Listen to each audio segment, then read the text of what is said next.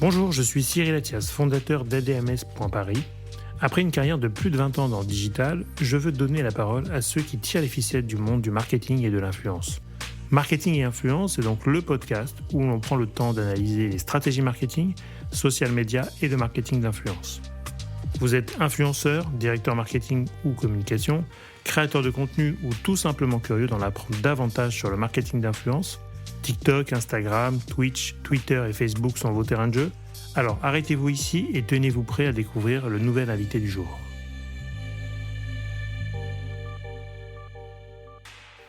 Bonjour, aujourd'hui j'ai le plaisir de recevoir Eric Larchevêque, entrepreneur visionnaire et cofondateur de Ledger, une entreprise pionnière dans la sécurité des actifs numériques. Eric est aussi connu du grand public pour sa participation dans l'émission Qui veut être mon associé sur M6, qui redémarre en ce début d'année pour une 5e saison. Avec Eric, nous avons discuté de son parcours fascinant, de ses débuts dans l'entrepreneuriat jusqu'à son rôle aujourd'hui comme une figure majeure dans le monde des nouvelles technologies. Nous avons également échangé sur un sujet clé, l'importance du personal branding pour construire et développer une carrière. Eric m'a partagé aussi sa vision des réseaux sociaux et de la visibilité personnelle et comment ils peuvent devenir des leviers puissants pour asseoir sa crédibilité et porter ses projets tout en restant authentique. Bonne écoute! 8-9 entreprises sur 10 se cassent la figure dans les 2 ans. Et donc, c'est la loi des nombres, c'est la loi du business. Et il y a beaucoup de raisons. Il y a beaucoup de raisons pour lesquelles une entreprise peut se casser la figure. Et si je regarde là sur la saison 1, il n'en reste pas beaucoup. J'avais fait, je crois, 7 investissements. Il en restait 2 qui sont encore vivantes. Par hasard, j'ai découvert le poker. J'ai commencé une carrière de joueur, on va dire, professionnel, semi-professionnel pendant 2 ans. J'ai fait les championnats d'Europe, championnats du monde. Ce podcast vous est présenté par ADMS.Paris, créateur de stratégies d'influence à impact. Bonjour Eric. Bonjour. Merci de m'accueillir dans le domaine Larchevêque que je découvre. Ouais. Donc, est-ce que tu peux déjà nous expliquer, avant de rentrer dans le vif du sujet, cet endroit Nous sommes au domaine de l'Archevêque, qui est un domaine situé en Sologne, dans le centre de la France. Il fait 70 hectares, il y a une grande forêt. Ça me paraissait très grand. C'est très grand. Il y a aussi pas mal de bâtiments. Il y a une cour carrée avec des anciennes fermes qui sont là. Donc, c'est un domaine qui a été entièrement restauré, rénové, tout en gardant en fait, le cachet, voilà, toutes les structures en bois, les charpentes, etc. Avec maintenant une rénovation plutôt sympa et cosy. Et j'y habite, c'est ma maison, mais c'est aussi là où j'accueille de nombreux entrepreneurs. Des centaines d'entrepreneurs sont passés notamment dans mes masterminds, qui sont en fait des séjours immersifs qui vont durer 2 jours avec 6 à 8 entrepreneurs. Et la promesse, c'est d'adresser les problématiques de chaque entrepreneur, de les régler avec de l'intelligence collective. Chacun peut écouter les problématiques des autres, c'est très enrichissant. Et repartir boosté avec une roadmap, un suivi pour vraiment accélérer son business et briser les plafonds de verre. Génial. Donc, ils viennent avec un problème. Et je le résous. Et il y a la résolution en sortant et le suivi. Et ce qui est vachement important parce que du coup, il faut quand même c'est la mise en place qui est importante. De SAV, parce que oui, ça se fait pas du jour au lendemain. Et c'est marrant parce que ça se transforme assez vite en psychothérapie de groupe. C'est ce que j'allais dire. En 2 jours, en plus, c'est intense. C'est intense. On mange ensemble, on dîne ensemble, les apéros. Donc, c'est très chouette. Il y a un peu des activités de la forêt. Donc, ça libère un peu les énergies, ça libère les énergies. C'est vraiment prendre du recul. Et c'est chouette. Moi, je prends beaucoup de plaisir à faire ça. Et puis, ceux qui passent au domaine sont très satisfaits. Donc, je continue. Donc là, n'importe qui peut s'inscrire? Non, il faut quand même avoir une entreprise qui existe déjà, qui fasse un minimum de chiffre d'affaires. Ça commence à quelques centaines de milliers d'euros de revenus annuels, jusqu'à quelques dizaines de millions. Il y a des groupes, on va dire, de niveaux différents. Et après, oui, c'est sur dossier pour que les groupes soient homogènes. Et surtout, il faut venir avec une vraie problématique. Il faut être un peu à la croisée des chemins, ou vouloir accélérer, recruter, déléguer. Enfin, il y a énormément de problématiques différentes qui peuvent être adressées. Et pas la problématique de je veux changer de logiciel de compta. Non, des choses comme ça me semblerait un petit peu... déjà, il faut pouvoir se payer, en même temps, c'est pas exactement, très calibré. Donc, non, mais les gens ils sont avec des véritables problématiques. Après, je suis d'accord avec toi, c'est vrai que l'entrepreneur est quand même quelqu'un d'assez solitaire en général, par définition, ou en associé, évidemment. Mais tu as raison, en fait, il y a sont beaucoup dans de un vase clos. solitude de l'entrepreneur. Ouais, Et je la pense. plupart des entrepreneurs qui viennent, c'est pas du tout les startups de la French Tech de Station Ouais, F. ouais. Non, c'est au contraire, ce sont des PME, des TPE TPE, autofinancées, avec des dirigeants qui sont souvent en province, bah qui oui. sont seuls, qui sont pas entourés, qui ont du mal à parler de leurs problématiques avec leurs proches, leurs familles, qui comprennent pas du tout. Et ça leur fait un bien fou de venir rencontrer d'autres entrepreneurs et de pouvoir Ouais, enfin d'échanger avec être leur père. compris et de ne pas être moqués quand ils vont parler de leurs ambitions. Donc Ouais, c'est ça. ça fait du bien, ça. Et surtout d'échanger entre pairs sur Oui. les problématiques des fois communes qui peuvent se Non, mais rejoindre complètement, et bien sur sûr. lesquelles ils peuvent s'auto-coacher.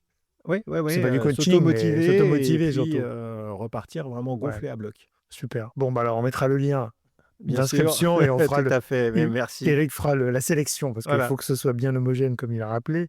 Avant de recommencer l'épisode aussi, est-ce que tu peux te présenter pour les auditeurs qui Bien te sûr. connaissent évidemment aujourd'hui via M6 et qui va être mon associé, mais ton parcours en fait en tant aussi Ouais, en quelques qu'entrepreneur, mots. en Donc, quelques mots. Ouais. je m'appelle donc Éric Larchevêque, j'ai 51 ans, j'ai commencé ma carrière d'entrepreneur en 1996 au début d'Internet.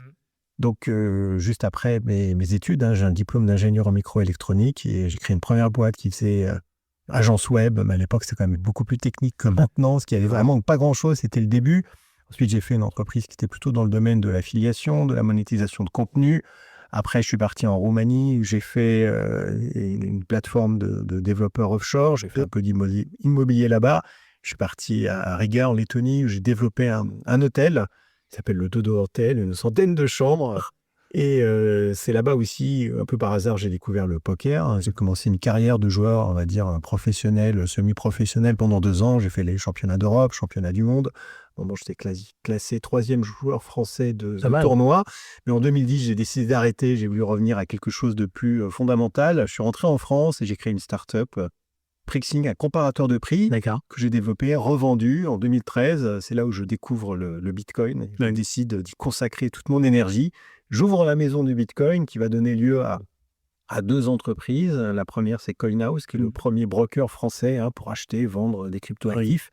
Et puis Ledger, qui est aujourd'hui une des licornes françaises, c'est-à-dire une entreprise valorisée à plus d'1 milliard d'euros et qui est le leader mondial des solutions de sécurité pour cryptoactifs. On fait des coffres-forts pour des bitcoins en simplifiant.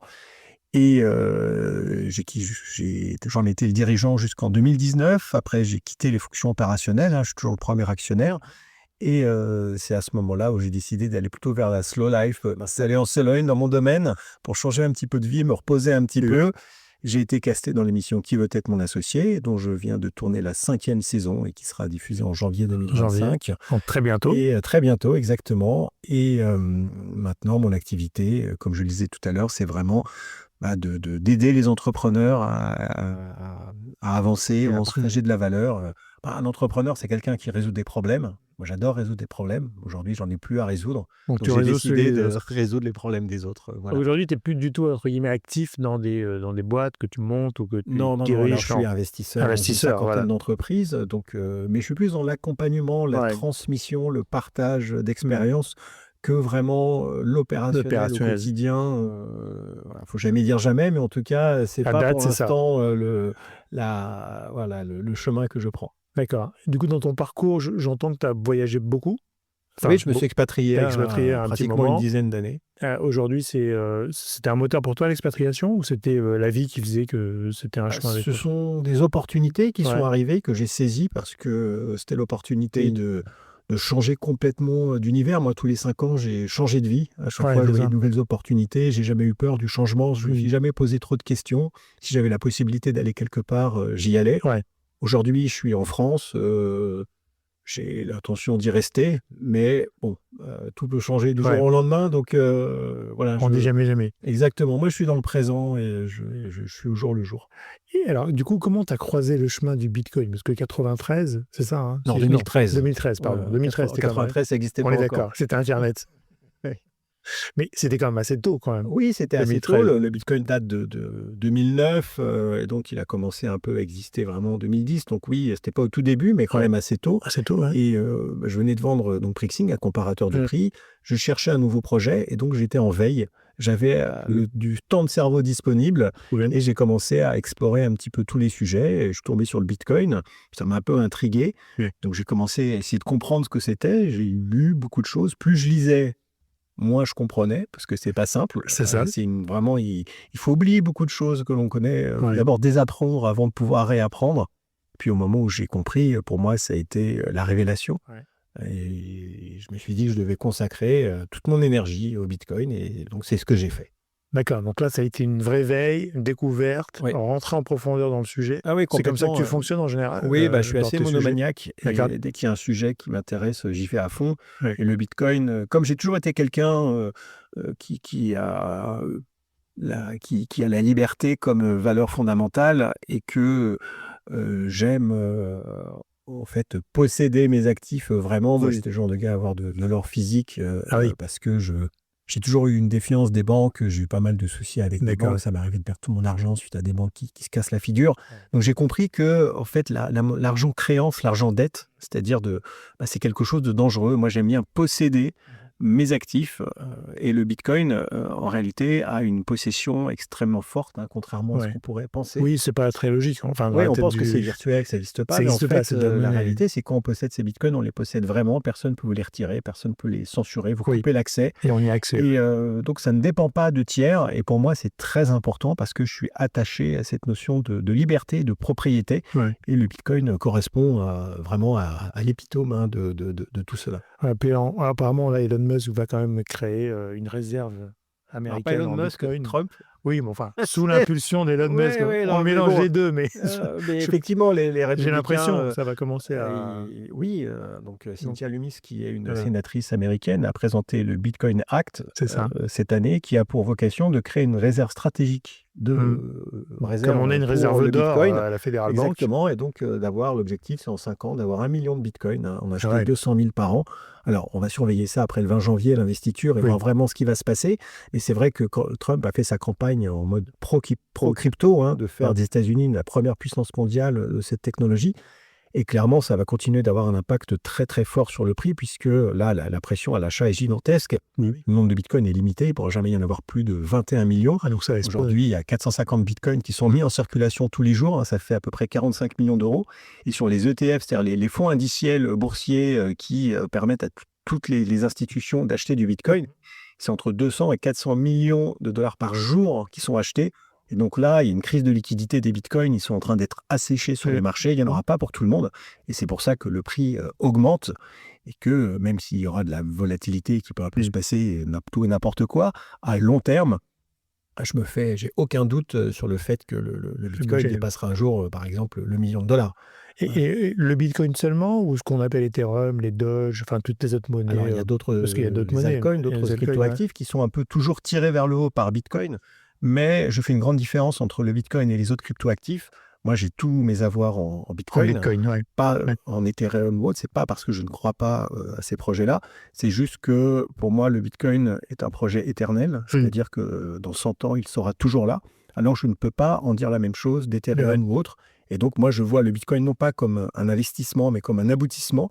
C'est le véhicule le plus sécurisé, le plus puissant pour conserver mon pouvoir d'achat dans le futur, à long terme. Et donc, c'est pour ça que je suis à 100% en Bitcoin et que je ne m'intéresse pas aux autres cryptoactifs qui peuvent avoir des intérêts à court terme pour spéculer et donc gagner de l'argent. Mais moi, ce n'est pas mon objectif. Mon objectif, c'est vraiment de conserver mon pouvoir d'achat. C'est la valeur refuge. Voilà, pour moi, c'est une valeur refuge. Comme l'or, tu disais tout à l'heure, c'est vraiment le coffre-fort à toi. C'est ton coffre-fort.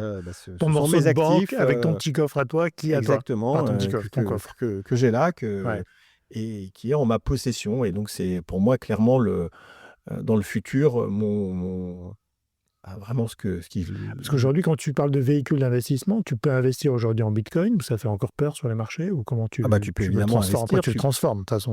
En fait, tu achètes, tu convertis tes euros.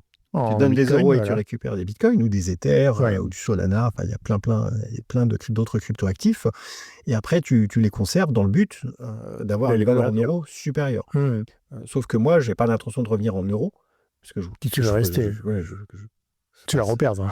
Ça ne m'intéresse pas d'avoir des euros. En fait, ça m'empêcherait de dormir, d'être en euros. Donc, je préfère être en bitcoin. Là, je dors comme un bébé. D'accord. Bon, alors du coup, on va suivre ta stratégie. On investit dans le Bitcoin ou pas alors? Alors On attend. attention, moi je ne suis Attention, pas un il n'y a conseiller en pas de conseil investissement, d'investissement. c'est un actif qui est risqué. Bien Je sûr. pense qu'à long terme, c'est un très bon investissement et que considérer de mettre 10% de son épargne dans le Bitcoin me paraît être salutaire. Mais le premier, le vrai conseil que je donne, c'est de m'y intéresser. Bien sûr. C'est d'apprendre, de comprendre. Parce que pour comprendre le Bitcoin, il faut comprendre la monnaie. Et quand on a compris la monnaie, bien là, on se rend compte que finalement, on est face à un grand vide et que le Bitcoin, tout de suite, apparaît comme une alternative beaucoup plus crédible que le dollar ou l'euro. Donc, c'est juste une question d'être bien informé, c'est tout. Ok, donc on va s'informer et chacun prendra ses choix. Exactement. Mais 10% Tout de son à fait. capital peut être intéressant Voilà, c'est comme un ça. Et investissement. donc, en tout cas, il ne faut pas investir dans le Bitcoin de l'argent dont on va avoir besoin à court terme, C'est sûr. parce que c'est très volatile et rien de pire que de mettre toutes tes économies dans le dedans et Bitcoin. de dire dans 6 mois j'en ai besoin, puis dans 6 mois il se trouve qu'on a perdu 30%, parce que ça peut arriver, ça Oui, bien arrivera sûr. toujours et ça va Ouais, continuer. c'est très très Par volatile. contre, à long terme, moi je n'ai aucun doute sur le fait que cela va s'apprécier. Et au final, c'est l'euro surtout qui va perdre de la valeur par rapport au Bitcoin. Très bien. Écoute, restons dans le Bitcoin un petit peu. Ledger va fêter ses 10 ans. Donc, c'est une licorne exceptionnelle. Enfin, honnêtement, c'est une des vraies fiertés françaises, on peut dire, aujourd'hui. Oui, parce qu'elle rayonne à l'international. On en présente dans 165 pays. La France, c'est que 2% du chiffre d'affaires de. Oui, tout est à l'export. Tout est à l'export, oui. Ouais. Sauf, je crois, l'usine de production l'usine est à Vierzon, tout à côté, dans le centre, exactement. C'est là où sont fabriqués la plupart des produits Ledger, et c'est de là qu'ils sont expédiés dans le monde entier. Ouais, parce qu'on rappelle, à Ledger, il y a des produits physiques, donc c'est comme une clé USB où on a son portefeuille en crypto-monnaie. USB, mais à l'intérieur, c'est la même technologie que l'on retrouve dans la carte à puce. En fait, c'est de la carte à puce. La carte à puce.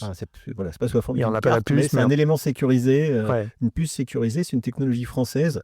Et c'est parce qu'on a toute cette avance française que Ledger est le leader mondial. On doit avoir 70% du marché. 22% de tous les bitcoins dans le monde sont sécurisés par de la technologie de Ledger. C'est beaucoup, quoi. Oui, c'est beaucoup. Énorme. Énorme. Donc, tu vas peut-être rattrapé par le gouvernement américain pour certifier leur réserve. Après, ils ont d'autres solutions. Oui, il y a d'autres solutions en fait pour les institutions financières. Mais pour quelqu'un qui veut vraiment protéger, posséder ses propres bitcoins, il a besoin d'acheter un coffre-fort. Et Ledger aujourd'hui sont les coffres les plus résistants du marché. Il n'y a jamais eu un seul hack, un seul vol d'un coffre de Ledger. Très bien. Écoute, super. Et qu'est-ce que tu retiens de cette expérience Ledger? Parce que du coup, ça a été quand même, j'imagine, un pivot pour toi aussi. Ça a été une expérience formidable, puisque en 5 ans, on est passé de 0 à plusieurs dizaines de millions d'euros, centaines de millions d'euros de chiffre d'affaires, enfin 10 ans. Mais en tout cas, moi j'ai vécu une accélération formidable en 2017, puisque le chiffre d'affaires de Ledger, là, au début ça marchait pas du tout, c'était très compliqué. On a fait 100 000 euros première année, 200 000 euros deuxième année, et puis 40 millions d'euros la troisième année. Donc ça a été une accélération très forte, oui, et à tous les niveaux. Et donc, c'était un moment incroyable à vivre en matière de scalabilité, de recrutement, de résolution de problèmes, de levée de fonds. Là, j'ai énormément appris et c'est une expérience qui a beaucoup de valeur aujourd'hui. C'est pour ça que je suis heureux de pouvoir transmettre cette expérience à d'autres entrepreneurs. Parce qu'aujourd'hui, tu es sorti de l'opérationnel, tu es toujours premier actionnaire, exactement, mais aujourd'hui, le le directeur de l'entreprise, c'est Pascal Gauthier, c'est pas moi. Ouais. Et donc, c'est lui aujourd'hui qui a les rênes de l'entreprise. Donc, le grand public te connaît via donc M6, l'émission Qui va être mon associé. Qu'est-ce que ça t'a appris, cette expérience télévisuelle? J'ai surtout pris beaucoup de plaisir. À la base, c'est la raison pour laquelle j'avais participé, c'est que je savais que ça allait être une expérience incroyable. Déjà, c'est l'opportunité de pouvoir parler de l'entrepreneuriat à la télévision, devant le grand public. Donc là, cette émission, elle a quand même une utilité publique, puisqu'elle explique un petit peu la notion d'argent, la notion de construction d'entreprise. Je pense qu'elle réconcilie les Français avec ce qu'on appelait avant les patrons, qui étaient plutôt une vision négative. Donc là, on voit que c'est un peu tout à chacun. Il n'y a pas de... Tout le monde peut être entrepreneur, c'est-à-dire qu'il n'y a pas de marqueur social nécessaire. Après, l'entrepreneuriat, c'est pas pour tout le monde, hein, c'est pas ce que je C'est veux un dire, mais mindset, c'est une philosophie. voilà, ça vient de peu partout. On voit qu'il y a des jeunes, des moins jeunes, la diversité, des hommes, des femmes, et donc ça, c'est super. Puis en plus, moi, en tant qu'investisseur, avoir des projets extrêmement divers, c'est toujours des moments incroyables, Ouais. puisque je vais rencontrer des entreprises et des entrepreneurs que je n'aurais jamais pu voir autrement. Et donc, je vais de surprise en surprise, et cette émission m'apporte beaucoup de ce côté-là. Du coup, tu participes à la sélection des entrepreneurs qui viennent pitcher Ah, pas du devant tout, vous? c'est vraiment le casting qui gère ça de manière complètement séparée. Nous, on ne sait rien.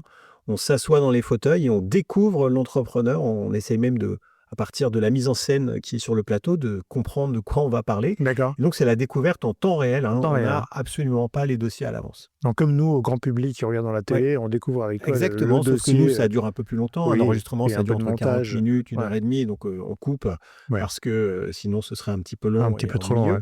Mais Non, on l'essentiel, découvre c'est et on ça. doit vraiment prendre notre décision en temps réel, sans avoir accès à plus d'informations. D'accord. Tu as investi dans combien de sociétés depuis, via l'émission, je crois? Je pense, au total, on doit être à 23, 24 Ah ouais. maintenant, donc c'est quand même, pas mal, hein. Donc, ça fait combien de saisons? Ça fait 4-5 Il y saisons? a 5 saisons. 5 5 saisons, la saisons, dont 5e une qui arrive. n'est pas encore diffusée, elle est Oui, diffusée donc ça fait début 4 janvier. investissements à peu près, un peu plus par Oui, c'est ça. Ça dépend des par saisons. Il y en a saison, que j'ai ouais. fait un peu plus, des fois un peu moins, mais oui. Et du coup, ton accompagnement, donc tu investis et aussi tu les accompagnes, un petit peu comme tu fais ici avec les entrepreneurs, j'imagine. Alors, il y Comment ça a se non passe pour seulement toi? de l'argent, c'est ce que viennent chercher les Ouais, entrepreneurs, mais aussi, comme tu le dis, un accompagnement. Ils ont besoin d'avoir quelqu'un qui va les aider à résoudre leurs problématiques, à renforcer un petit peu leurs convictions, à pouvoir aussi les aider à ouvrir leur réseau, parler à la bonne personne. Et ça, ce sont des éléments qui sont beaucoup valorisés par les entrepreneurs qui ont besoin d'accompagnement, ça Mmh. c'est clair. Donc, ça va dépendre d'une entreprise à l'autre, mais c'est beaucoup ce qui est valorisé. Et c'est pour ça que l'émission s'appelle Qui veut être mon associé et pas Qui veut être mon investisseur, Oui, parce que c'est vraiment le pas juste un chèque qui est fait. Et en réalité, pour le téléspectateur, l'histoire s'arrête quand on fait la poignée de main du deal en disant voilà, ça y est, je vais ouais, vous accompagner. Mais pour nous, c'est là où tout commence, c'est ça. puisqu'on va partir sur des années et des années d'accompagnement. Il faut savoir que l'entreprise, ça va mettre 5 à 10 ans avant d'aboutir, ou à se casser la figure. Ça Ouais, peut être un peu plus c'est rapide peur. parfois, mais c'est long, il faut être très patient, et donc c'est vraiment un accompagnement sur le long terme. Ouais, et ça, on n'a pas finalement les images de cet accompagnement-là qui Non, est. parce que ce serait compliqué. Il Oui, puis faudrait c'est pas. Il faut suivre. rentrer dans la boîte de chacun. Voilà, donc ça prendrait beaucoup de temps. Ouais, mais Je des fois, pense d'un point de vue ils font des production. feedbacks un an après, Alors, ou ils des font choses comme que ça. sont-ils devenus. C'est Donc, ça, il y a un petit reportage ce qui est qui pas permet mal. de savoir où on en est. Mais c'est vrai que souvent, les téléspectateurs restent un peu sur leur Ouais, faim. Ils disent on voudrait savoir. ouais, c'est ça. Mais c'est pas facile, hein, de suivre. Ça demanderait beaucoup de moyens. Ouais. Et du coup, pas trop d'investissements déçus ou hasardeux que tu as pu faire pour Non, alors l'instant, je regrette dans rien. l'ensemble? Maintenant, bien sûr qu'il y a pas mal de boîtes dans lesquelles j'ai Ouais, investi, surtout de saison 1, saison 2, qui se sont cassées la figure, parce qu'il faut savoir que 8, 9 entreprises sur 10 se cassent la figure dans les 2 ans. Et donc, c'est la loi des nombres, c'est la loi du business. Et il y a beaucoup de raisons, il y a beaucoup de raisons pour lesquelles une entreprise peut se casser la figure. Et si je regarde là sur la saison 1, il en reste pas beaucoup. J'avais fait, je crois, 7 investissements.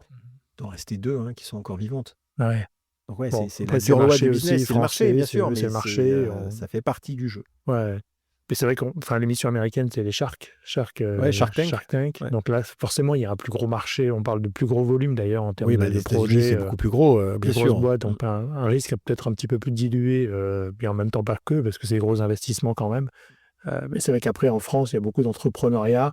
Mais c'est vrai que l'idée, le timing, les équipes, les Oui, finances, on peut arriver il y trop a tôt sur le tellement de marché. critères C'est compliqués, quoi. parfois plus difficile que d'arriver trop tard. Ouais. Et puis, il y a énormément de raisons pour lesquelles ça ne peut pas fonctionner. Il peut y avoir Oui. des désaccords entre associés, il peut y avoir une lassitude, il peut y avoir une difficulté dans l'exécution. Ouais, Et puis, parfois, on se rend compte qu'un business model ne fonctionne tout simplement pas. C'est souvent des projets industriels d'ailleurs, non sur lesquels Alors, tu investis. alors moi, oui, plus Oui. particulièrement, parce que c'est un peu ma fibre. Ouais. Maintenant, les projets qui sont proposés dans Oui, y a l'émission pas sont que. extrêmement larges. Mais alors, ils ont tous en commun que le téléspectateur peut s'identifier et le comprendre. Ouais. C'est pour ça qu'on ne voit pas non plus des projets B2B, Ouais, business, très avec des business. Non, logiciels, métiers compliqués. qui pour autant pourrait être très bon d'un Bien point sûr. de vue investissement, Investissement. mais il faut quand même être sur Dans le grand public, ouais. grand public visuel. C'est une émission de télévision. Ouais. Le but, c'est quand même de passer du bon temps, d'apprendre des choses, mais Ouais. quand même, ça reste un divertissement. Et puis démocratiser l'entrepreneuriat, comment ça fonctionne et comment les gens ont des idées et Oui, et ça montre les lancer, quoi. comment ça fonctionne. Et il y a Peut beaucoup donner des idées, ce qu'on ouais. appelle le sous-titrage, on dit B2B, B2C, Déjà, BSPCE, ça donc veut il y a plein dire de choses, qu'on des apprend. mots comme ça. Et à chaque fois, on est pas mal sous-titré Ouais. parce qu'on a un peu notre Notre vocabulaire à propre nous. langage, ouais. Bah, c'est normal. Est-ce que tu as un investissement dans ta carrière, hein, au-delà de la télévision, que tu as raté, que tu regrettes énormément aujourd'hui? Oui, en fait, l'investissement auquel je suis passé à côté, c'était, je pense en 2016, il y a un gars qui vient me voir et qui me propose, d'investir dans sa boîte, blockchain. Il dit: «Voilà, c'est un peu comme les cartes Panini en foot, Ouais. mais digitalisées sur la blockchain avec, la possibilité de jouer et cetera». J'ai dit: «Écoute, moi le foot, je comprends rien». En plus, ça devait être le 3e ou le 4e qui était venu me voir. J'avais financé les 3 avant. Je me suis dit: «Bon, bah, j'ai quand même pas financé toutes les boîtes, de l'écosystème». Ouais. Je dis: «Écoute, ouais, je sais pas». J'étais très occupé avec Ledger aussi. Il m'a même rappelé, il m'a dit: «Si, viens et tout». Je dis: Non». Et en fait, c'était Nicolas Julia de Sorare qui aujourd'hui Une vaut, grosse, 4 milliards. Donc oui, je pense que je suis passé à côté de plusieurs dizaines de millions d'euros, Ouais. d'upside. Mais bon, honnêtement, je trouve ça plutôt rigolo comme, anecdote. Oui, Bravo à lui. ils ont fonctionné, Et ils ont une carte aussi. voilà, ça m'empêche pas de dormir parce que de toute façon, Non. sinon, voilà, c'est pour ça qu'il faut mieux toujours être dans le Oui, bien sûr. dans le présent et pas futur, trop ouais. se poser de Ouais. questions. Bon, là, c'est une histoire du coup de timing et un petit peu de connaissance marché. Ouais, en fait, je crois que la vraie raison, Ou c'était l'intérêt du j'en sujet, avais déjà quoi. fait 3. Je me suis dit: «Non, je vais quand même pas toutes les faire». Non, C'est mais des ça. fois, c'est Oui, débile. c'est ça, ouais. Et il se trouve que celle que j'ai pas faite, c'est celle qui a marché. Toutes les autres que j'ai faites Mais se tu sont peux pas cassées la savoir figure. avant. Je Voilà. peux pas savoir avant parce que, oui, parce que moi, en plus, je connaissais pas spécialement ce marché, mais il y a quand même pas mal de l'aléa, hein. Donc Ouais. des fois, j'ai fait des investissements persuadé que ça allait fonctionner, je me suis ramassé. Et des fois, je me suis retrouvé dans un investissement parce qu'on m'a dit: «Bah, tiens, vas-y». Là, ça a bien fonctionné, comme Alan. J'y suis allé, parce que j'avais des amis qui m'ont dit: «Mais si, vas-y». Donc moi, j'ai aucun crédit personnel à être dans Alan. Ouais. Et l'entreprise aujourd'hui vaut plusieurs milliards. Donc là, pour le coup, Ça a marché. voilà, ça a Ouais. fonctionné et Ouais, c'est une belle histoire. donc c'est un peu de réseau, un peu quand même pas de pousser à investir, mais en tout cas Ouais, de il faut conseils non, mais il faut autour de toi aussi qui est le important. réseau est important. Le réseau est important, L'accès au bon dossier bien sûr. est super important, et ça fait toute la différence. Et c'est pour ça qu'aujourd'hui, la plupart des investissements en dehors de l'émission Qui veut être mon associé, je l'ai fait avec Blast, qui est le fonds d'Anthony Oui. Bourbon, qui est aussi dans Qui veut être mon associé, Ouais. et qui, lui, Ouais. apporte une sélection. En fait, c'est la valeur C'est ça. qu'il va proposer à ses membres, hein, parce que Donc c'est là, du c'est le close deal. réseau et c'est Exactement. sa Donc, sélection à lui. ouais. Ouais, donc c'est plutôt efficace du coup. Oui, Autant, oui, tout à fait. il vaut mieux, ouais, parce que c'est aussi un métier quand même. Enfin, Mais c'est un aujourd'hui, métier c'est d'être un métier. investisseur, Les exactement. VC sont assez. J'écoutais Jeff Clavier, qui est aux États-Unis, que j'ai rencontré à l'époque du web avec Lomer, mais qui en fait, lui, passe à peu près 3 minutes par dossier. Donc, il voit les gens en permanence et il passe 3 minutes. Et si au bout des 3 minutes, il se dit je comprends pas ou je vois pas le truc, il sort.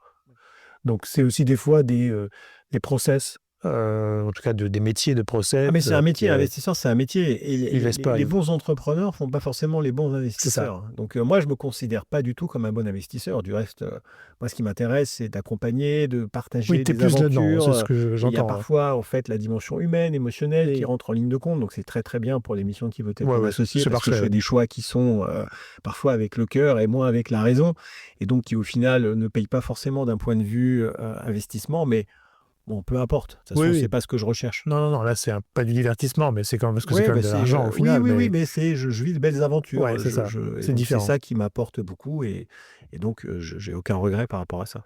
Alors, 2020, tu as créé aussi AlgoSup. Oui. Donc pareil, à Vierzon. Ouais, j'ai cofondé Donc, AlgoSup. C'est une école de développeurs en informatique à Vierzon qui D'accord. forme en 5 ans des développeurs généralistes de haut niveau. D'accord. Ça, c'était aussi un manque, enfin, sur le marché français, bien on est sûr, complètement. avec Ledger, avec les boîtes que j'avais, Tu as pu t'en rendre compte, du toujours coup, en difficile de recrutement. recruter des développeurs de bon niveau. Ouais. Et donc, une des manières de répondre à cette problématique, eh bien, c'est de créer des écoles et de créer tout un programme académique vraiment basé sur les vrais besoins des entreprises, et de pouvoir former des développeurs que j'aurais envie de recruter. D'accord. Et là, tu as combien d'élèves à peu près? Là, il y a une cinquantaine d'élèves. Cinquantaine d'élèves. Non, mais bon, après, ça fait toutes les ans, tu as une Ça se promotion qui rajoute tous les ans sort. parce Voilà. qu'effectivement, là, on va avoir le premier cycle Ouais. avec les diplômés au bout de Diplômé, 5 ans. voilà. Donc, une école, c'est difficile parce qu'on ne peut pas aller plus vite que la musique. Oui, il Il y a faut un temps de d'abord avoir des formation. diplômés, il faut d'abord voir comment ils vont sur le marché. Aujourd'hui, ça se passe plutôt bien. Ils se font tous recruter avec des super salaires. Mais voilà, ça prend du temps, il Bien faut sûr. prouver. Et donc, il faut être patient quand on Ouais, là, fait une c'est le temps école. long, donc là, c'est l'investissement long terme. Oui, Ça. c'est un investissement long terme, tout à fait. Mais Oui. qui est vraiment basé sur la volonté de pallier un vrai manque sur le marché. Parce que des développeurs généralistes de bon niveau qui vont être ensuite directeurs techniques, VP Engineering, il n'y en a pas assez, il en faut. Et c'est une nécessité de pouvoir en avoir plus sur le marché. Ouais, ça, c'est un vrai sujet de développement aussi pour nous, entrepreneurs français, parce qu'il y a de la tech de partout maintenant. Enfin, dans tous les sujets, il y en a. Bien Donc, sûr. c'est plus réservé à une certaine et c'est un catégorie. vrai. Quoi, Et ce qu'il y a de bien de choisir d'aller dans la tech, dans le développement, c'est qu'on choisit de ne pas choisir. C'est-à-dire qu'on peut très bien aller faire de la tech, être développeur, et puis ensuite aller dans la santé, ou ensuite aller dans tel ou tel domaine industriel. Donc, comme il y a de la tech partout, c'est complètement ouvert. L'IA fait partie, j'imagine, du programme. L'IA en fait partie, bien sûr. Alors, c'est à la fois un outil et aussi une manière de concevoir des programmes. Donc, ça fait évidemment partie du cursus. Ok, super. Donc, Vierzon, c'est quand même le centre névralgique d'Eric.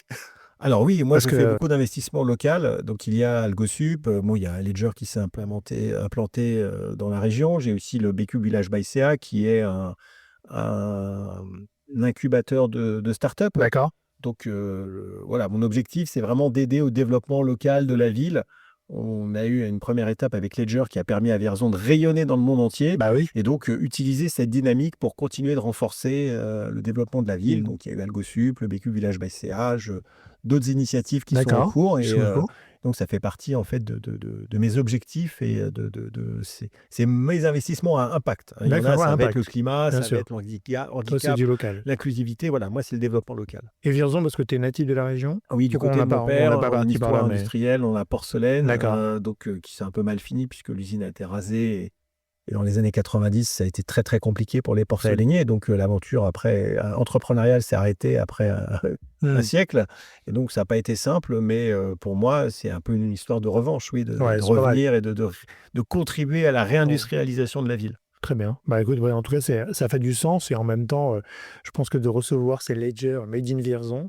Oui. À une époque, on marquait Paris, Vierzon, San Francisco. Au début, on avait marqué ça sur tous nos packaging. Ça doit être sympa. Du coup, la télévision, donc, qui va être mon associé, le côté médiatique. Donc maintenant, tu es une personnalité publique. Oui. Je dirais, parce que les gens te reconnaissent. Ça m'arrive. L'effet télé, quand même. Oui, tout à fait. Au-delà du monde B2B. Il y a un effet télé indéniable. Ça marche toujours. Vu à la télé, ça marche toujours.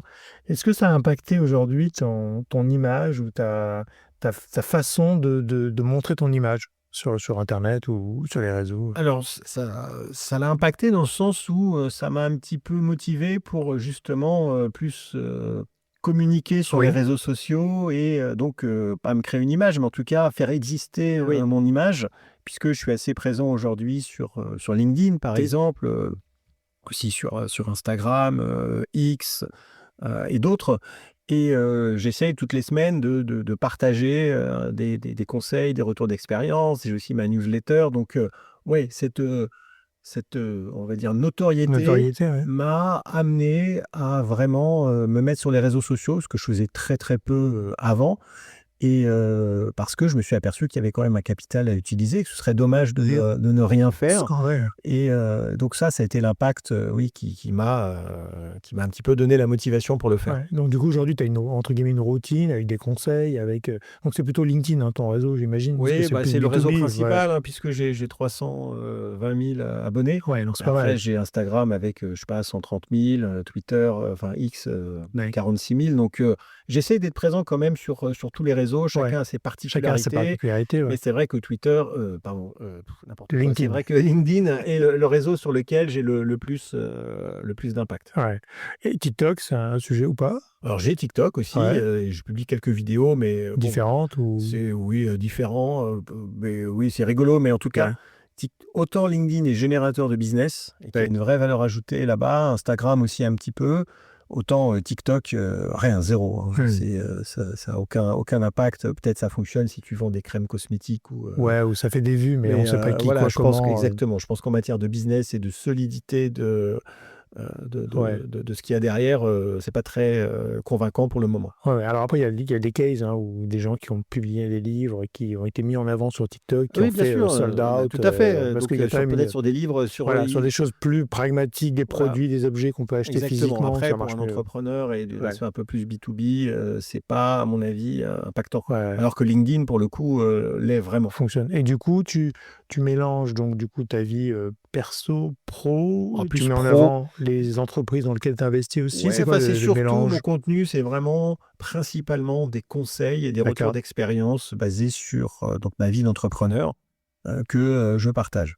Donc avec mon style à moi qui est assez direct, parfois j'essaie un peu humoristique, un peu pince sans rire par moment, puisque j'aime bien aussi J'ai vu une très bonne moquer de vidéo moi-même. là, avec ta routine du matin, Oui, c'est ça, tout qui est à fait. magnifique. Qui a bien fonctionné et qui représente un petit peu, oui, une sorte de point à gratter en entrepreneuriat où voilà, j'aime bien dénoncer des fois certaines petites pratiques, mais toujours en restant, voilà, ça reste simple et léger. Ouais. Et, mais ça tourne vraiment autour de l'entrepreneuriat, un peu de développement personnel, parce qu'il y a quand même pas mal de mindset, hein, parce que ça fait vraiment partie des outils de l'entrepreneur. Ouais. Donc l'état d'esprit, c'est vraiment important. Et donc, je parlais du syndrome de l'imposteur, je parlais de la solitude de l'entrepreneur, de la confiance en soi, ce genre de choses. Donc ça fait partie des sujets que j'aborde.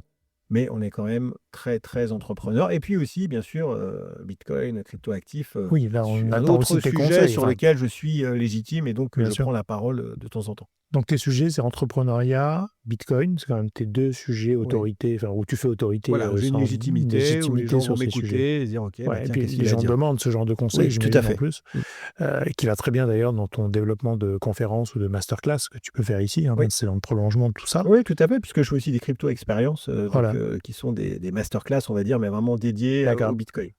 Crypto-expérience. Ouais, J'adore. C'est la crypto-expérience, c'est pareil, c'est immersif, c'est un peu plus court, mais l'idée, c'est de repartir avec tous les outils pour comprendre le Bitcoin, comment super. investir, comment le sécuriser, enfin vraiment tout savoir. Ah ouais, donc là, on a la feuille de route après. Ah, exactement. Ah, c'est bien. Bon. Parce que parfois, les gens sont un peu peureux et ne savent pas trop comment faire, comment se lancer. C'est ça. Hein. Et ils préfèrent être accompagnés. Et donc, pour ceux qui veulent aller dans cette direction, eh bien, il y a crypto-expérience. Ça existe. Crypto-expérience, on va faire ça aussi. Au domaine. Ça, c'est bien, au domaine. Super. Est-ce que tu crois qu'aujourd'hui, pour un entrepreneur, le personal branding, les réseaux sociaux sont indispensables au succès ou à la visibilité de l'entreprise? Ouais, c'est indispensable. Alors, il y a sûrement des contre-exemples dans lesquels ça n'a pas une grande importance, mais d'une manière générale, et là, pour avoir croisé des centaines d'entrepreneurs et pour avoir discuté, le fait d'exister sur les réseaux sociaux à titre personnel déjà est bien plus important aujourd'hui que d'exister sur les réseaux en tant que page d'entreprise. C'est-à-dire que la communication corporate, franchement, tout le monde s'en fiche. En tout cas, l'impact est assez limité, en tout cas pour les PME, alors que la communication d'un dirigeant va vraiment avoir un impact fort, surtout si c'est basé sur de l'authenticité, du partage d'expérience, du partage de valeurs, d'apporter quelque chose. C'est générateur de business parce que à la fin, il va y avoir des vues, il va y avoir la lecture, il va y avoir de l'engagement. Oui, parce que le succès d'une entreprise aujourd'hui, c'est à travers son patron, en tout cas son dirigeant qui incarne en fait, qui va incarner son entreprise et son idée, et puis on va avoir confiance en lui et pas forcément en la boîte. Parce que la boîte, c'est la boîte, mais... Il va prendre la parole sur des sujets qui sont traités par l'entreprise. Et il y en a beaucoup qui disent « Ah non, mais moi, je suis dans l'industrie, tout le monde s'en fiche de ce que je fais. Je fais de l'injection plastique. » Non, il y a plein de choses intéressantes à dire là-dessus, d'expliquer comment fonctionne le métier. Et donc, ça permet de parler de son entreprise de façon intéressante, intelligente, sans être dans le marketing direct. Parce que juste dire « Voilà ce que je fais, c'est génial, je suis le meilleur. » Bon, ça a ses limites. Oui, c'est ça. Et puis, il faut vivre son produit. Enfin, il faut l'incarner, en tout cas. Oui, et puis parler avec passion, authenticité. Oui, c'est ça. Hein. Et ça fonctionne toujours. Comment tu vois ça, justement, par rapport à l'IA aujourd'hui qui fait... je ne sais plus quelle étude disait que quasiment 6 posts sur 10 sur LinkedIn étaient générés par de l'IA. Bon, moi, j'y crois pas. Ou alors, en tout cas, c'est peut-être parce qu'il y a 6 posts sur 10 qui sont tellement nuls que je ne les vois pas. Mais la génération de contenu par l'IA pure, c'est nul. Ça n'a aucun intérêt. Ça se voit immédiatement. Par contre, utiliser l'IA pour améliorer son contenu, dire voilà, est-ce que tu peux me rédiger telle ou telle phrase, est-ce que tu peux me donner quelques idées, me donner quelques pistes, m'aider à construire un plan. Oui, mais ensuite, ça doit complètement être géré par le dirigeant lui-même ou par un copywriter, parce que tout le monde ne sait pas écrire, tout le monde n'aime pas écrire. Donc, il y a des copywriters, hein, des gens qui font ça, c'est leur métier, qui peuvent être assez impactants. Et eux utilisent l'IA aussi, mais l'IA n'est pas en soi un outil qui peut se substituer aux créateurs de contenu, parce que c'est vraiment trop nul, et ça ne marche pas. Oui, c'est ça, parce que tout le monde, en tout cas, dit que l'IA va révolutionner les contenus, les images, les vidéos, etc. Enfin, pas mal de choses. Mais c'est un outil supplémentaire assez puissant, mais même dès qu'il y a une image IA, ça se voit tout de suite. Donc l'intérêt est limité, parce que les gens se disent oh, c'est l'IA, donc c'est nul. Oui, bon, aujourd'hui, ça se voit. Après, ça va. Oui, après, ça se verra sûrement moins. Mais dans ce cas, ce sera la manière de générer un prompt qui soit intelligent. On va déplacer la créativité de l'autre côté. C'est vrai que, bien sûr, on est dans de la destruction créatrice. Il y a plein de métiers qui vont évoluer, le métier de traducteur, le métier de faire effectivement des photos au kilomètre pour représenter un certain nombre de situations. Utiliser l'IA avec des images convaincantes, ce sera un outil intéressant pour les créateurs. Mais moi, je pense qu'il y a quelque chose qui est irremplaçable, c'est la créativité humaine, qui a une vraie valeur. Et je pense qu'en tout cas, à ce stade, on peut largement faire la différence entre un post complètement généré par de l'IA et un post généré par un humain. Même si l'IA, à la fin, peut aider à améliorer le post et rendre quelque chose c'est ça, parce que ça donne quand même des capacités à produire des images à travers d'autres petites... Enfin, une image en IA, c'est composé de petites images prises ailleurs qui vont composer l'image finale qu'on va lui demander. Oui, puis on peut aussi fournir... Moi, par exemple, je peux à une IA, à ChatGPT, toute ma bible de contenu, mon livre, tous les textes... Et je peux lui demander de générer en fait des templates de posts à partir de mon style. Donc c'est assez bluffant, ça fonctionne bien, mais il faut que ce soit repris ensuite. C'est-à-dire que ça peut donner des idées, ça peut mettre sur la voie. Un peu, mais... Donc bien sûr, moi j'utilise l'IA pour écrire mes posts, mais le contenu lui-même, la rédaction, c'est quand même moi qui l'a fait à la fin, parce que je ne suis pas satisfait de l'impact donné, et puis il y a une petite touche d'humour. Enfin, il y a quand même des choses que l'IA... et puis très personnelles, que l'IA ne peut pas voir. Exactement, que l'IA ne peut pas voir. En tout cas, on va être trop, de toute façon, dans le politiquement correct. C'est-à-dire que l'IA ne va jamais sortir des positions tranchées, impactantes, qui vont générer du débat. Ça va être toujours emballé dans une espèce de bouillasse de politiquement correct, assez... finalement indigeste et sans intérêt en fait. Et donc voilà, ça veut dire oui, mais machin, mais attention, il faut bien prendre que, mais si... En fait, c'est une machine chiant, et donc le but d'un vrai contenu, c'est quand même d'être incisif, d'interroger, de se positionner, de dire quelque chose. Et l'IA n'est pas du tout bonne là-dessus, puisqu'elle fait très attention à être justement à froisser personne. Oui, donc être neutre et être un peu froide, comme peut être imagine finalement. Voilà, et donc c'est nul. Bon, l'IA un petit peu, mais pour améliorer ou donner une base et après retravailler le contenu. C'est un outil que j'utilise, bien sûr, et qui franchement qui m'aide pour trouver des synonymes, pour améliorer des phrases. Des fois, j'ai fait un truc qui est assez lourd, j'arrive pas, j'y tiens, l'IA, elle me sort, je dis ah ouais, waouh, ça c'est super.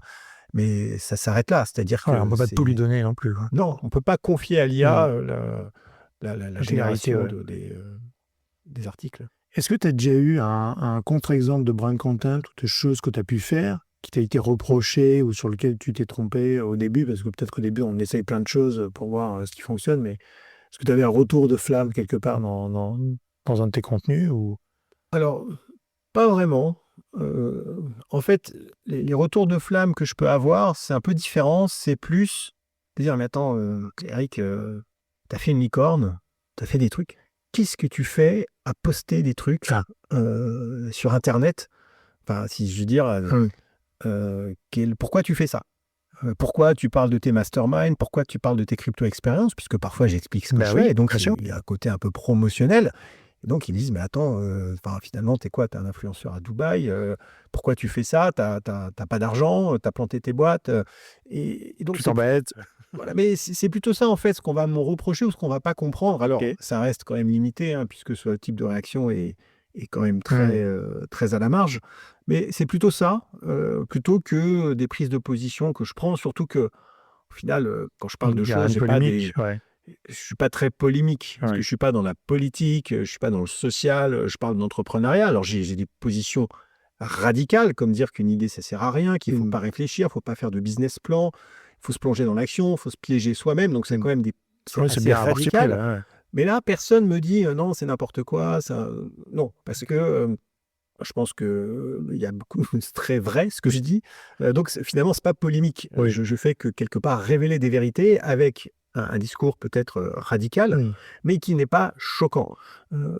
Par contre, voilà, ce qu'on va me reprocher, Oui. c'est bah attends. Enfin, tu fais une licorne, ce que tu fais, retourne faire des licornes, quoi. Arrête de faire ton influenceur à Dubaï. Et tu crois que du coup, c'est une méconnaissance de la part de ces entrepreneurs, j'imagine, ou de ces gens, Ouais, je pense ou que c'est qui pas. voient les réseaux comme un truc négatif. Peut-être, ou alors ils comprennent pas. Ils comprennent pas quand même, parce que c'est... Et au final, en fait, ce que j'essaie de leur expliquer, c'est juste que bah, je fais ce qui me plaît. Ouais, Et enfin, c'est bien pas, sûr, bien sûr, je fais ce que je veux, mais c'est pas le sujet. Mais en fait, ça me plaît de transmettre. bien Donc à sûr. la fin, bah, ça va être des contenus, ça va être des Forcément. masterminds, ça va être ça va être sous cette forme-là. Et donc forcément, je vais en faire la promotion parce Oui. que j'ai envie qu'il y ait des gens qui Bah viennent oui, à mon bien mastermind sûr. dans mes crypto expériences. Donc je vais en parler. Et donc, c'est juste, oui, je pense, une question de pas comprendre pourquoi, alors que j'ai une fortune conséquente, bah, je suis pas soit à essayer de faire décoller des fusées, tu vois, à la Ouais. Elon Musk, bah, soit à être sûrement là qui a pêché la carpe, quoi. Donc, c'est vrai qu'aujourd'hui, ce que je fais, ça peut paraître un peu idiot. Dire, bah, que tu t'emmerdes à faire des masterminds, enfin, je veux dire, tu pourrais faire autre chose. Tu pourrais Ouais. soit guérir le cancer, soit rien faire. Mais non, c'est ce qui me plaît et donc moi je fais ce qui Ouais, mais en même temps, tu m'intéresse et ce restes que j'ai envie. authentique. Enfin, tu Ah, je restes reste authentique authentique! avec toi-même. C'est-à-dire Exactement, que tu donc joues pas un rôle, ce qui est non, plutôt pas du bien. tout. Donc Ouais. après, je comprends qu'on puisse se dire: «Mais attends, pourquoi il fait ça?» Tu Ouais. vois? Mais bon, moi, j'ai décidé de faire ce que je veux, quoi, Ouais. et ce qui me plaît. Et toi, tu peux voir l'impact que ça a, justement, enfin, depuis que tu fais tes contenus, et je pense que tu es équipé aussi pour faire des contenus, tu n'es pas tout seul, parce que c'est un peu de boulot quand même. Oui, oui, Mais bien sûr, est-ce que tu vois des retours ou, ah oui, bah, j'ai ou des tu... retours. Par exemple, la morning routine dont tu parlais tout à l'heure, qui est Ouais, une vidéo qui a été vue, de nombreuses ouais, fois, c'est quelque chose dont on me parle. Parce que c'est rigolo, ça ouais, marque, ça parle un petit peu à tout le bien monde. sûr. Et d'une manière générale, quand je croise des gens dans la rue, ils me Mhm. parlent aussi De de mes ça, con de mes de tes contenus. Ouais, donc du coup, ça, attends, c'est je vais intéressant. je vais la refaire. Du coup, est-ce que tu mesures l'impact de tes contenus? Parce que du coup, tu publies beaucoup sur les différents réseaux. Comment tu mesures cet impact-là et où est-ce on te le fait remarquer ou Ah comment oui, ça bah, se gère? on m'en parle, notamment Ouais. la morning routine, la vidéo dont on parlait tout à l'heure, ça, on m'en a beaucoup parlé. Elle a fait plus d'1 million de vues, donc ce qui est, c'est Ce qui est assez gros, colossal. hein, Ouais. pour une niche quand même, hein, parce qu'on est dans l'entrepreneuriat. Oui. Et donc ouais, les gens m'en parlent, les conseils que je peux donner, on parle de certains posts, donc aujourd'hui, on parle souvent de l'émission, son premier, Le premier, ouais. mais les contenus que je fais, résonnent et du reste, enfin, je le vois bien parce que, enfin, les gens s'abonnent à ma newsletter, les Mm. gens commentent, les gens réagissent, donc en tout cas, il y a de l'engagement Oui, et ça donc laisse pas ça indifférent. fonctionne. Ça Ça, laisse c'est pas pas mal. indifférent. Non, Alors ça, c'est parfois, il y bien. a des posts, hein, ça marche pas du tout, il y a des sujets qui ça marche pas, hein, Ouais. ça c'est pas les hits à tous les coups, mais d'une manière générale, j'ai plutôt un bon engagement et du reste, enfin ça se voit sur les Sur les retours, ouais. retours, ouais.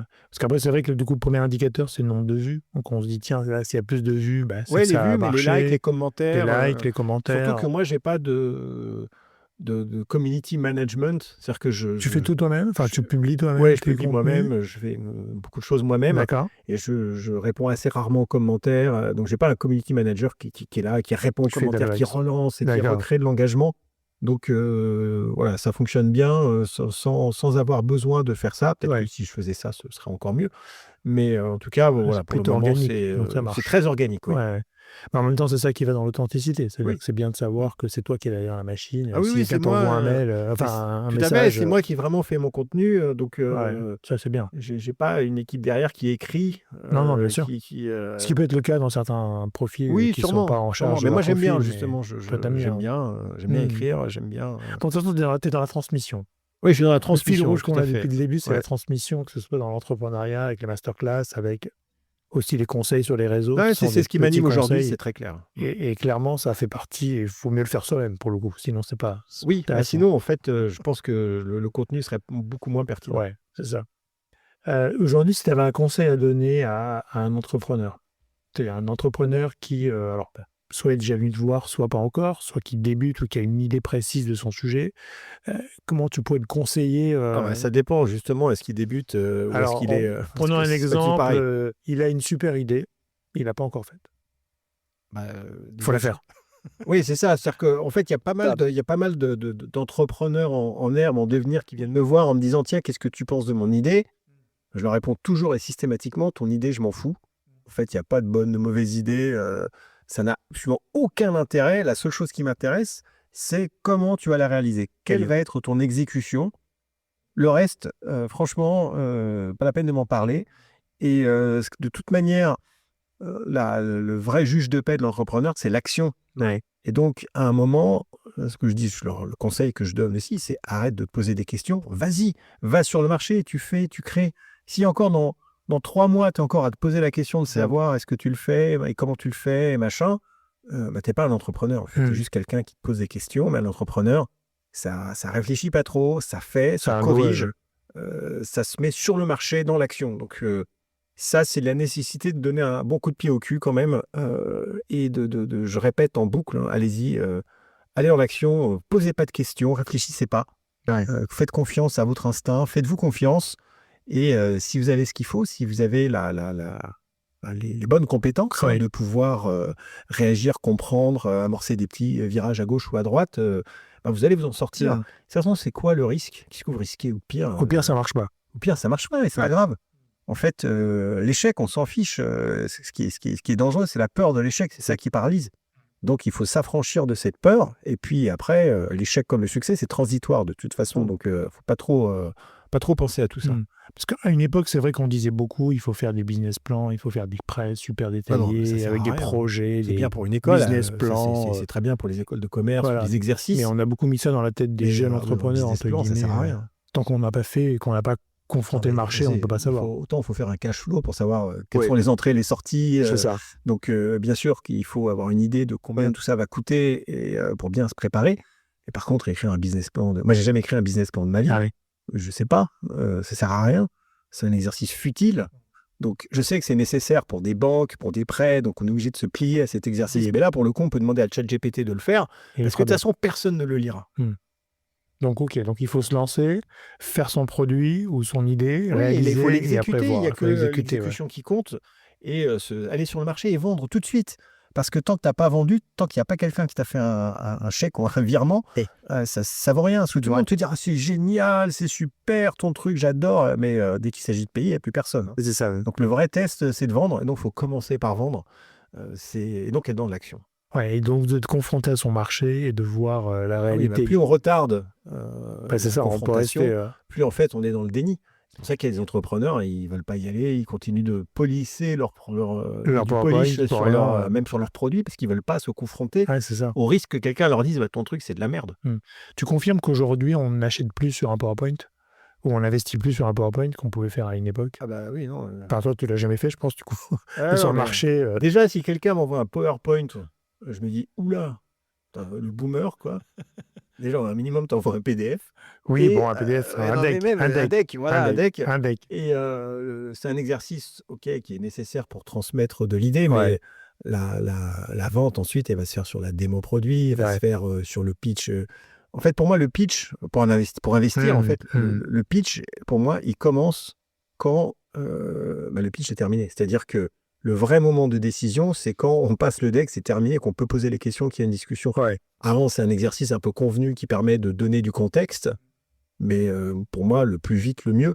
Ouais. Et c'est pour ça que dans la 5e saison de Qui veut être mon associé, les pitchs sont limités à 1 minute 30. Ah oui, donc Parce plus que raccourci. voilà, c'est 1 minute 30 et après on part dans les discussions. Ok. Parce C'est que là où tu franchement, échanges et tu comprends le voilà, sujet. sinon, franchement, c'est trop long, Ouais. on perd du temps, ça sert à rien. Ouais.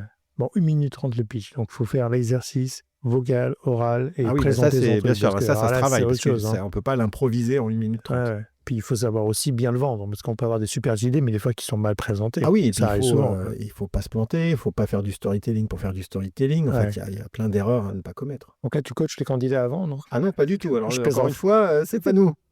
Puis les coachs après, c'est bien. Ouais, mais ils se font coacher. Ah oui, il y a des boîtes maintenant, j'imagine. Oui, qui bien se- sûr, il y a des coachs qui leur disent attends, fais pas ça. Ils Fais disent pas si, on va le ci, faire quand même. Non, non, mais si, c'est pas une bonne idée de faire une scénette jouer comme un pied. Ah si, on va le faire. Et Ouais, là, non. c'est la cata à chaque fois. Ah ouais, donc là, tu dois en voir aussi des exemples. Ah oui, Un oui, peu non, mais bien sympas. sûr, des trucs à pas faire, ça, j'en ai plein. Bon, prochain conseil, ça sera ce qu'il ne faut pas faire Ouais. pour pitcher à l'émission. Écoute, j'arrive à une période du podcast où je te pose un mot, tu m'en donnes un autre. La question, idée, réponse. Association d'idées, pardon. Crypto-monnaie, Bitcoin, French Touch, techno, entrepreneuriat liberté, et Vierzon, centre du monde. tout simplement. Ouais, centre de l'Europe, allez, Allez. En J'exagère, tout cas, centre de l'Europe. ton centre à toi, ça Ouais, c'est ouais, sûr. c'est sûr. Et centre du monde, parce que Ledger fabrique ici. Ouais, donc mais centre de tu l'Europe, peux... voilà, c'est plus crédible. Le Allez, centre de l'Europe, d'accord. c'est voilà, C'est déjà pas mal, c'est déjà pas bien. mal, ouais, C'est ouais. déjà bien. Super. Est-ce que tu veux nous raconter ou pas les projets qui arrivent pour toi, alors au-delà de l'émission ou des choses que tu veux développer ou... Bah, en réalité, moi, ce qui m'intéresse de développer aujourd'hui, c'est tout ce qui tourne autour de la transmission. Donc, ça veut dire peut-être plus de contenus digitaux, D'accord. parce que faire des conférences, c'est bien, faire les masterminds, c'est bien, mais si je veux pouvoir avoir un peu de scalabilité, Oui. toucher plus de monde, il faut quand même que je crée des contenus masterclass digitaux en ligne. Donc voilà, j'ai envie de travailler un petit peu ça, donc finalement de créer plus de contenu quelque part. Ouais. C'est pour ça que je me suis fait un peu mon studio vidéo, que je commence maintenant Ouais. à réfléchir à des contenus un petit peu plus longs, un peu plus long format, peut-être pour YouTube. Enfin, il y a beaucoup de choses à faire. Et donc, je pense que c'est ça, en fait, mon projet actuel, ce que je vais travailler. C'est vraiment de continuer dans la création de contenu. Donc, youtubeur. Non, je plaisante. Bah, peut-être, mais Non, pour l'instant, non, je ne mais- le suis pas. Alors. Mais on verra. Parce que c'est pas facile du tout. Hein. Je dis, Non. j'ai pas du tout l'impression que c'est facile Après, il y d'être a des youtubeur. programmes, hein, il y a des plateformes aussi de formation. Enfin, je prends exemple David Laroche qui a quand même développé tout un programme sur le coaching, hein, qui est autre chose, qui n'est pas dans l'entrepreneuriat, Oui, mais oui, bien sûr, mais il y en avec a. des Il y a, vidéos, il y a pas mal Max de choses. Piccinini, il y a Alain Corry, Et qui fonctionnent. Hein. Jody Cavalier. Enfin, il y en a plein qui Ouais, font des ouais. masterminds plus grands, mais je suis pas sûr d'avoir envie de créer en fait Académie. une grosse boîte Ouais. de formation, Non, coaching. J'ai envie de rester seul, Ouais, bien de sûr. faire mes trucs. En fait, aujourd'hui, je prends toutes mes décisions pour limiter. Toutes mes décisions sont prises pour limiter ma charge mentale. Oui. Et pas Et mal. à recruter 10 personnes, machin, non, ça m'intéresse pas. Enfin, je pourrais le faire, c'est-à-dire que je pourrais créer peut-être un empire Oui, mais autour de l'entrepreneuriat, de la formation, du coaching, avoir des coachs, des élèves coachs et machin, et faire un truc énorme. Mais sincèrement, ça m'intéresse pas. Moi, ce que je veux, c'est continuer de transmettre à mon Oui. rythme. Donc, de toucher plus de monde, certes, avec du Avec le contenu digital, vidéo, ouais. etc. Mais non, j'ai pas. En tout cas, à ce stade, Ouais. on verra plus tard, parce qu'il suffit que je tombe sur la tête encore une fois et je peux me mettre à repartir dans tous les sens. Mais à ce stade, je vais rester tranquille. Ouais. Donc, amateur, mais professionnel. Ah, Donc, oui, un pro, setup, mais un non, setup je pro. pense que voilà, c'est vrai qu'il y a un petit côté amateur, mais je veux quand même faire les choses bien, mais à mon rythme et sans contrainte. voilà, Et sans me mettre dans le stress, Ouais. parce que j'ai pas envie. Et puis en même temps, c'est comme ça qu'on fait bien les choses, je trouve, parce qu'aujourd'hui, quand ça devient un métier, une obligation avec des équipes, etc., on perd le sens c'est ça. du Moi, contenu. tout Quoi. à fait. Moi, j'aime bien faire mes contenus, mes Ouais. trucs. Ah bah super. Et donc, j'ai juste envie de me faire plaisir. Bon, très bien. On t'attend sur YouTube avec Voilà. l'ensemble des vidéos dédiées. Génial. Et question à part, à côté ou pas vraiment, mais est-ce que tu as des mentors ou des modèles qui t'ont inspiré? Bah non. Non. Pas du tout. Et- Puisque quand je me suis lancé dans l'entrepreneuriat en 96, Ouais. bon, il n'y a que Bernard Tapie qui est fils de mentor. Et donc, j'ai pas, j'étais pas spécialement suivi sa carrière. On me dit que j'allais m'inspirer de lui. Ouais. Donc, je me suis inspiré de personne. Je me suis juste construit comme ça. Et donc, ayant commencé sans mentor, en n'en ayant jamais eu, j'ai jamais ressenti le besoin Ouais. Et en même d'en temps, avoir c'est ou pas d'être obligatoire. inspiré. Ouais. Non, je pense pas que ce soit obligatoire. Après, évidemment que c'est assez inspirant de lire les biographies de Steve Jobs, Elon Musk ou d'autres personnes, mais c'est pas, en tout cas, je suis pas dans ce mindset. Ouais. Très bien. Écoute, 2 dernières questions pour finir notre entretien. Un livre ou une série que tu emmènerais sur une île déserte? Ouh là là. Une série ou un livre Ou des Lego? Des Lego, ouais, j'ai beaucoup de Lego. Je vois qu'il y a beaucoup de Lego. En fait, c'est pas facile parce que à force de relire un truc ou de revoir une série, on finit par après que la série soit la plus longue. Je sais pas, j'en sais rien. Peut-être en série, à ce moment pour me détendre. Je sais pas, je prendrais Friends. Ouais, Il y a voilà, 10 t'as de quoi saisons. faire, ouais. Voilà, il y a 10 saisons, puis c'est rigolo, c'est intemporel. Je trouve que ça vieillit bien. Ça marche bien, ouais. Donc ça, et puis en livre, là, je sais pas. Allez, je prendrais Une série, c'est bien. Ouais, Fondation d'Asimov. Je pourrais le relire plusieurs fois. Ok, super. Et alors, dernière question qu'on ne prépare jamais, mais en même temps, c'est normal. Si tu me conseillerais de faire venir au micro? Ouh là là. En fait, resterait quelqu'un qui puisse parler de Marketing, marketing entrepreneuriat, communication. Oui. Je pense qu'il y en a qui s'intéressent bien à ça. Alors, je vais pas dire Anthony Bourbon parce que je sais qu'il fait plus de podcasts et il sera compliqué, il veut plus faire ça. D'accord, mais peut-être Jean-Pierre Nadir. Ouais, Je qui est pense qu'il a intéressant. il a pas mal de choses à partager là-dessus, donc avec une approche un petit peu différente.